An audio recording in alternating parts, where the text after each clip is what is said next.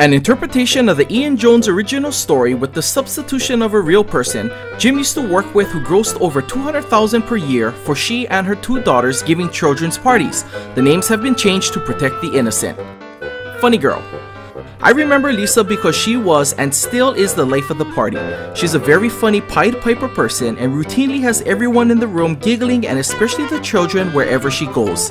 Lisa had been a member of our trade exchange barter group for several years and had been bartering children's party gifts through her gift shop to go along with her clown birthday parties she and her daughters gave evenings and weekends for members of our group as well as others outside the group.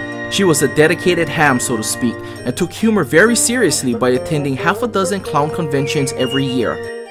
Lisa enjoyed barter so much that every Friday we would send her a list of new members and she would send them a bunch of balloons, red clown noses, and list of jokes first thing Monday morning with a note welcoming them to the trade exchange barter community.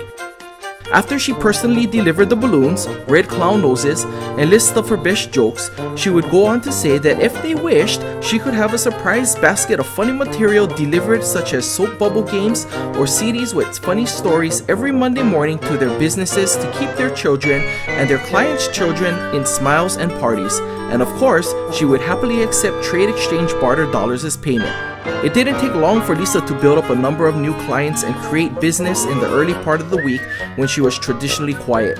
Lisa was now generating a substantial amount of trade exchange barter income and needed to use it.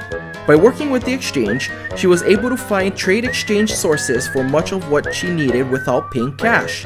For instance, Lisa was purchasing balloons, CDs, cards, printing, toys, masks, red noses, baskets, couriers for delivery, and advertising. All of these she was previously paying in cash for, but now with our help had converted many of her suppliers to trade exchange barter. She also paid for many of her travel expenses to clown conventions with trade exchange barter dollars. The impact on her business was that Lisa gained additional regular sales of children's party gifts and games during her quiet times and was now paying for some of the cash expenses with trade exchange barter dollars, effectively children's party gifts at a retail price, thus conserving cash for her business. The overall effect was to improve her business profits. This was achieved because for every $100 of cash expenses she switched to barter and paid for with $100 retail price of children's party gifts, she achieved a $70 savings because the cost of $100 of retail children's party gifts was only about $30 to her. Put simply, her gross profit margin became her discount, and that was a cool 70%. This relationship went on for some time, and then one day, Lisa decided she wanted to concentrate more on providing children's parties in hospitals and private schools rather than operating a children's party gift shop. So Lisa leased the shop out to Kelly. From the outset, although Kelly also had a sense of humor and a way with children, she did not, could not, or would not try to understand trade exchange barter dollars. Kelly only understood cash. Cash is king was her mantra. Kelly refused to accept trade exchange barter dollars for payment. So one by one, the businesses that had been receiving children's party gifts every Monday morning canceled their orders and moved to another children's party gift person who was accepting trade exchange barter dollars. Kelly now had to pay her supplies in cash as she had no trade exchange barter income to pay them with. Her lack of understanding of modern trade exchange barter had cost her dearly, decreased sales, reduced cash flow and profits.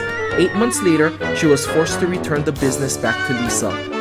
Lisa, upon taking over, immediately reinstated her trade exchange barter strategy and slowly rebuilt her trade exchange barter customer base back to where it had previously been. This true story clearly demonstrates that trade exchange barter does not work for every business owner. However, those who've learned the secrets of trade exchange barter and how to apply them clearly have an advantage over those who don't.